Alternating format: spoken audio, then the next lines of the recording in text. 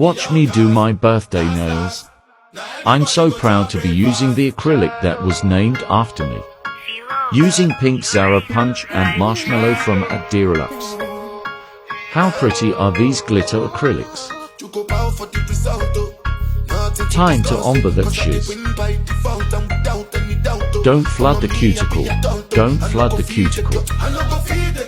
Clear cap.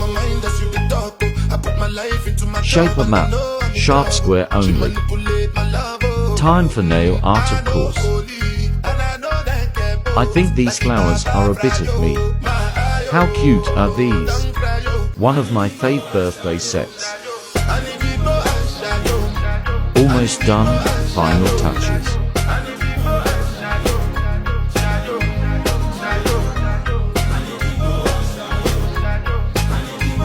Yum. Ta-da.